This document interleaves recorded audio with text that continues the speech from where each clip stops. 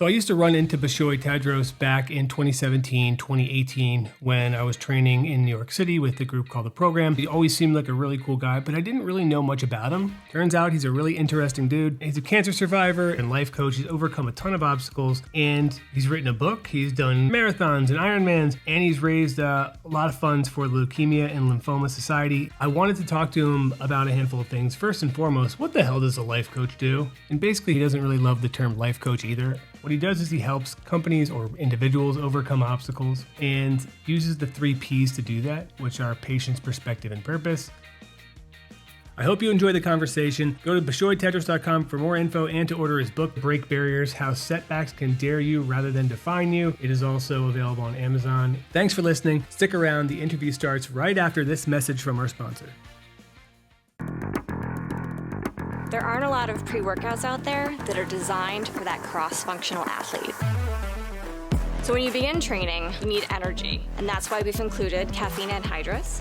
In phase 2, your body's demanding ATP. So we've included creatine HCl, and once you're moving, we want to keep it that way. So we've added FitNox to improve performance. We're really dedicated to providing pre-workout options for everyone, for every goal. You probably don't remember this. I don't expect you to. But we would train with the program, and I was like, he's a solid dude, but I never knew anything about you. I never knew that you had battled cancer for 10 years or that you're running all these Ironmans and marathons. Yeah, man. I mean, that was a period in my life where I was really owning my story. I mean, I'm 35 now, and I didn't share my story publicly until I was almost 30, which is probably when we were hanging out in 2017. Right. And so that Swerve had a whole chapter in my book because it was one of the facilitators to me putting myself in uncomfortable environments, unleashing this potential that before that I didn't know. I mean, I wasn't growing up running. I wasn't a runner in high school. I didn't run in my 20s. It was kind of surrounding myself with that community of people who was just challenging me that kind of opened up, what we have today. So why did it take you until after 30? Were you self-conscious? Did you not want to open up, or was it something else? So there was a few elements to it. Like, my situation was peculiar from the start. I was born in Egypt when I was 3 years old. That's when I got my diagnoses. And so my parents up and left everything that they knew in order for me to get treatment. So between the ages of 3 and 13, I was an immigrant child assimilating, and like nothing was working, whether it was obviously my medical situation, my physical health. All I wanted to do is just, play like every other guy out there. I wanted to play sports. It was during that period where, I really thought I wanted to play basketball. And no matter how bad I wanted it, being the first guy at the gym, last guy out, shooting my free throws every day, for the life of me, I was always last on suicide lines. And I couldn't understand why I was always last in the suicide lines. And my parents, doing their best to kind of protect, protect my emotions, didn't really want to tell me at that point in my life it was because of all the chemo. So because of the fact that I was undergoing all this treatment, it was having a severe impact on my body. And no matter, how bad I wanted something, I had to kind of learn early that you don't always get the results you want when you want them. So fast forward to why it took me so long. It was those values that I kind of got instilled in me during that period where I was going through all that I had to like trial and error throughout high school and college and early on in my career to make sure that what my parents had told me at that point was real, that like being patient and maintaining perspective and understanding that you have a purpose, that wasn't just fluff because I was sick, essentially, and it was real. And so I kept reapplying that formula in different ways. It was in 2017, actually, after I did the half Ironman, the Eagle Man in Maryland with a bunch of people from Swerve, actually. It was during that race where I broke down in the 40th mile. And that's why my podcast is called Mile 40. And I looked around, there was salt all over my skin. I was completely dehydrated. Everybody had flown past me. I didn't think there was any shot, I was going to hit any sort of respectable time. And it was the first time in my adult life that I channeled that younger kid. And I was like, if he made it through what he went through, then you can figure out a way to get to this finish line. So I navigated the last 30 miles of the race. Like, I didn't care about time at that point. I said, you're going to literally celebrate every single mile. You're going to run 1 mile 30 times and you're going to make it to the end. I got to that finish line and I was like, holy shit. Like if I just did that, like I could do anything. It was a true like moment of awakening for me. Right. So then I got back to the city after that, and I decided I was going to run my first marathon that year. I was going to run the New York City Marathon. In order to run the marathon, I had to fundraise for charity because I didn't have a bib. So I just decided, let me raise money for the Leukemia and Lymphoma Society. I didn't know anyone there. I didn't have any relationship to the charity. I just Well, figured like it was. you did, but not, Yeah, like, yeah, just, yeah, I know what you mean. yeah. So I just wrote down my story in a piece of paper. And this is where I'm coming to the answer to the question. I shoved that paper in a drawer because I didn't want to share it with anyone because I was too vulnerable. I didn't think anyone cared about my story, to be honest. And that's why I didn't share it until I was 30. I didn't think that the last 30 years of growth for me meant anything to anyone but myself.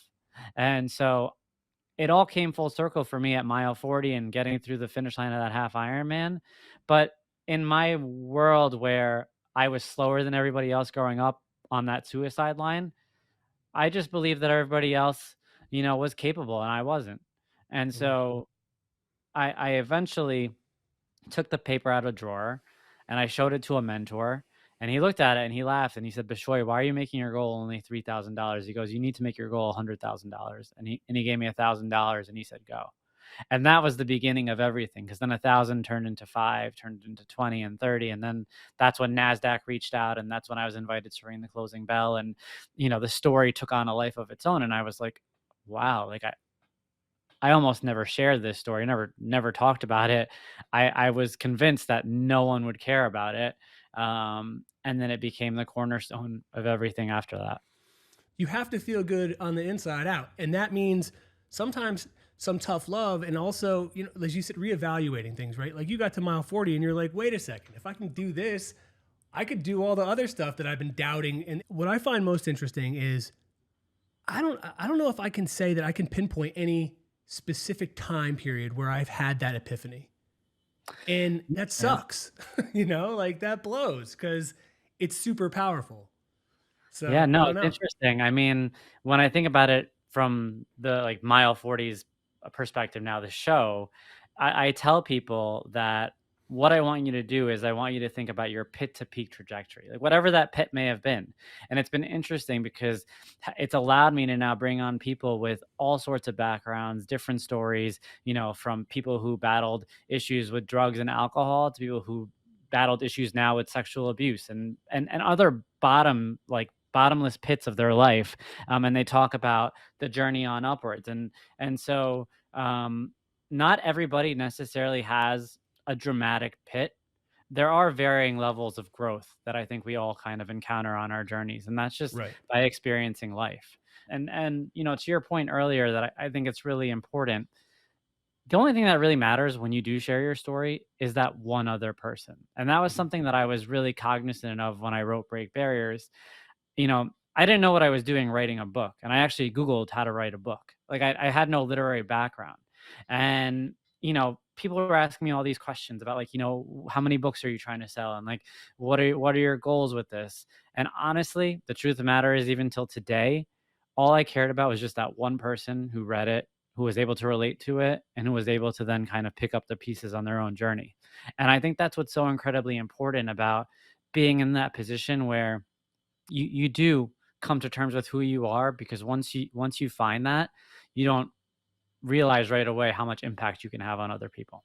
So I want to clear something up about what you're doing now, because your Yeah, website, you're a life coach, right? But you have a finance background, and then yeah. you also were working with Salesforce. Do you still do that other work, or is this something that you've been able to do full time? Oh man, it's been a crazy couple of years. So in let's see, 2019 was when I left JP Morgan and went to Salesforce. And that's when I was in the process of writing the book. I actually used the book to transition through industries. So the joke was that I kept going on these interviews at tech firms, and every tech firm, I'd walk out of the interview and the feedback I'd get would be like, you're great, you're really intelligent, but, you know, kind of getting labeled as a banker. And I'm like, I'm not a bank. I know I've been working in banking, but I really don't like it. And I really got to figure my way out of here. So when I interviewed at Salesforce, what I did was I put my website on the top of the page. I bolded it, highlighted it, like basically pointed arrows to it because I just wanted them to click on it because there was a picture of the book. It wasn't even done yet. It was just a picture of the book. And fortunately for me, when I got into that interview, they asked me, tell us more about this book that you're writing. And I knew at that point that it didn't matter to me. Like, I was going to take the job regardless. Right.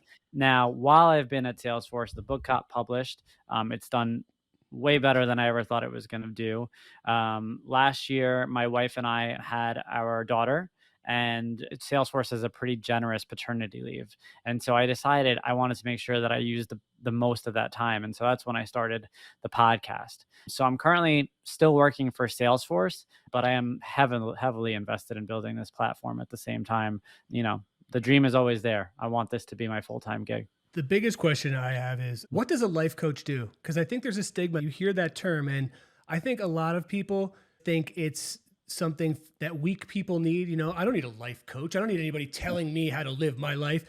I think it's something deeper. That's my interpretation, but you're living it, and you're probably having to have these conversations with some people, or at least having them come around on what it is or is not. So what is it? Yeah, no, that's a really good question. So, one thing to kind of keep in mind is I actually don't like the term life coach either. The reason why it's used on a lot of these websites, such as mine, is for SEO purposes. Yeah, you got to see People are people search looking. for it. People are looking for life coaches. But what I call it on my website and what I call it with my clientele is I consider it more of a milestone coach. And so in particular, I like to focus on the three things that I know that I've done in order to be able to help people. And so I talk about running your first marathon, writing your first book, or transitioning job industries, because I've done all three of those things. And it's my objective to try to hone in on those three because I know I can really, speak the narrative about those three. And when you think about what you're doing as a coach in general, it's a lot different than, for instance, seeing a therapist. I'm not a therapist. My job is to help you figure out how to get from point A to point B by helping you uncover where the obstacles are and game planning how to get around those obstacles. That's my job essentially from a if you want to call it from a life coach and my verbatim a milestone coaching perspective. And it's breaking down those obstacles and navigating through them together. It's essentially a sounding board for meeting those milestones. Okay. And then I saw that what you offer on your website, you offer, I'm sure there's more, but there's 3 tiers that I saw, right? Yeah. There's one, 3, and 5 sessions. Yep. What can you get done in one? I mean, shouldn't somebody, if they're going to commit, don't they have to commit? Yeah, no, you're absolutely right. You can't really get much done in one. It's more around me establishing my value. Of course, if someone reaches out, I will meet with them for free to just, kind of do the introduction and to level set and to kind of make them comfortable. But, people are hesitant to make a financial commitment to coaching because it is a nice to have. I mean, it's not necessarily a need to have for everybody. Giving them the option to at least dip their toe in with one, it's more of an opportunity to say, hey, I don't want you to overcommit if you don't feel ready to overcommit, but I want you to at least get a taste of, what one real session is like, and then let you make the decision from there. I'm sure it changes per person, right? But what's the typical intro session like? Because from a sales perspective, and you have that background, you do have to hook somebody. You have to let them, as you said, know their value and know what they can do.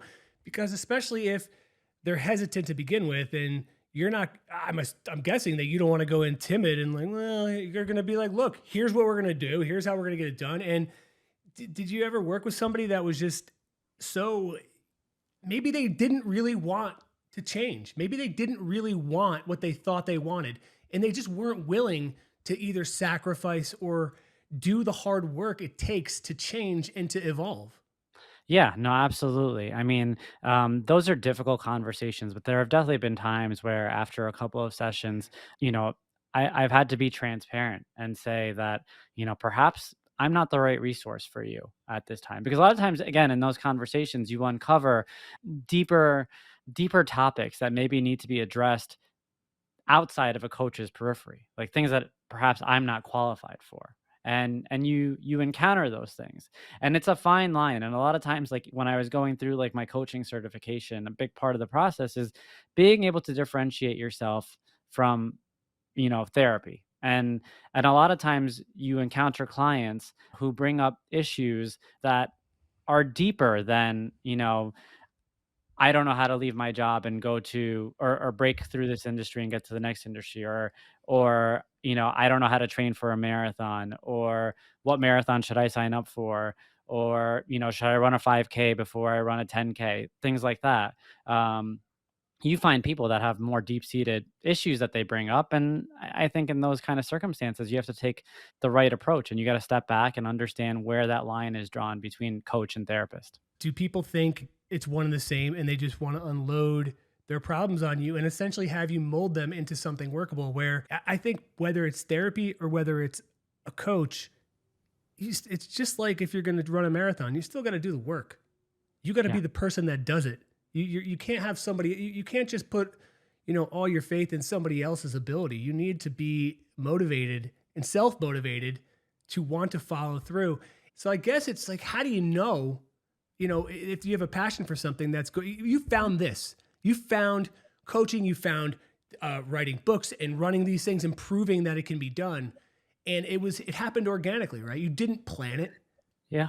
Yeah. So, I mean, yeah, that was one of the beauties of it, is it did happen organically. And I remember multiple times telling myself that if it starts to feel inorganic, or it doesn't feel real, or it feels forced, then I need to step away. And that was a big part of it, because again, it started with fundraising for a charity, and then it led to Googling how to write a book. And then it led to, I'm sick and tired of talking in my own story. I want to talk about other people's story, to starting a podcast, to, other projects that I have down in the pipeline. But one of the things that, stands out about what you said is, a lot of times people need to remember it really is about the small wins, right? It's not about publishing a book. It's about Googling how to write a book. And then it's about, not necessarily even writing that first chapter. What I Googled was how many words you need to write to hit 100 pages. Because I just thought that was a respectable amount of words. And it was 20,000 words. So then I was like, all right, just write 500 words. And then it was like, write 500 words again for the next 30 days. So like for me, the goals had to get breaking down. But I think that's the big issue that a lot of people have. And I encounter that a lot with the people that I work with. It's like, yeah, you want to run a marathon, and that's great. Like I'll even use myself as an example. I ran my first marathon, and I wanted to run a sub-4 marathon, never running a marathon. And of course I didn't run sub-4 for my first marathon. But it took me 4 marathons more to finally run sub-4. And I realized that, over time, it's because I didn't apply the same mindset that I applied to everything else that I had done. And it was about just taking small steps to get there. You can't expect that because you want something, or because, you're taking the approach of insanity of doing the same things over and over and over again, that you're going to get it. You need to figure out ways to take incremental small steps to get to where it is that you want to go. It's definitely something that a lot of people are challenged by. But if you keep that mindset in the back of your core, it'll at least keep you grounded. Like I wasn't surprised when it took me 5 marathons to get there. But it took me 5 marathons to get there at the same time. I guess it's about acceptance, right? You have a goal, but even if you don't achieve the goal, but you still finish, that's the win, right? That's the takeaway, that you're building towards something. And that's absolutely something that I do, right? Taking the helicopter view, you're looking way further down the line rather than one step at a time. And that can be detrimental. I encounter that consistently, where I'm like, geez, this is going to be a huge undertaking. But really, if you do it one step at a time, it's like eating the elephant, right? One bite at a time. I also was looking at the 3 Ps. And would you mind explaining what those are and how they apply to the work that you do? Yeah, so the 3 Ps were foundational. So they're patience, perspective, and purpose. And they were there and lied within me when I was younger. And I didn't, again, know. And this is kind of what I was alluding to earlier. So, the example of not getting the results you want when you want them, that was just something that I was commonly used to as a child battling cancer, right? Like I didn't have a good, clean bill of health. Like, and I couldn't do some of the things that the other kids were doing. And my parents had to, continually remind me to be patient, in like the warmest of ways, and in a way that you can tell a 7, 8, 9, 10-year-old and have them understand. And so it was instilled in me earlier that I just can't get the results I want when I want them, but not to give up on those results. And ultimately, good health came. Perspective. I was always told that, I was kind of handled this deck because I was built to handle it. And yeah, that could be something that my parents were telling me to keep me strong. And I tested it over the course of time. It's like with other things that I had gone through, any other form of adversity that I'd gone through in my life, I had kind of taken that approach of, well, I was given this adversity because I was built to handle it, whether it was in my career, whether it was in my personal life, so on and so forth. And so that's where perspective really became important for me. And then lastly, the idea of purpose. And the idea of purpose was something that really was made whole at mile 40. And it was the idea of putting yourself in uncomfortable positions in order to really unleash your potential. And, if you had met me before I got to mile 40, and if you had met me before I even signed up for Eagle Man, you never would have thought that I would have been someone to sign up for an Ironman. You never would have thought that I would be someone to be doing an endurance event. You never would have thought that I'd be anywhere near any of those people, to be honest, because my entire life I was told I wasn't one of those people. And honestly, for the example of you and I, even being around a lot of people we worked out with at the time, I made a conscious decision, and I talk about it in Break Barriers, and that was the chapter on Swerve, where I was looking around in that room, and what I loved about it was it was dark, but I knew who was in that room. I knew we had a lot of college athletes, professional athletes. We had some just real animals in there, and my entire life I was told like that's not you, but I made it a point to like really focus, put the towel over my head in that dark room, and just absorb the energy around me. And that was part of the beginning of that unleashing of purpose. It became whole at mile 40. And so that's why I think those three are critical. And if you combine them, I think you're truly unstoppable. Where can people find you? Is it your website? Is that where you want to point to, or any social media? What would you? Yeah, sure. So the book is available on my website and on Amazon. You could find me on Instagram at Bishoy Tadros or at Mile 40 Podcast. And you can shoot me a note like through the website if you'd like as well. I make myself readily available for anyone to chat. I want to make sure that there is no confusion about the milestone coaching. If someone is interested, reach out and I'm happy to talk to you. And, I don't charge to talk to people and to kind of, assess whether or not it's a good fit. So yeah, shoot me a note anytime. Dude, that's cool, man. I had a really great time talking to you and catching up. And I'm just really happy. I love stories where people are doing well and they're happy and they're doing positive things.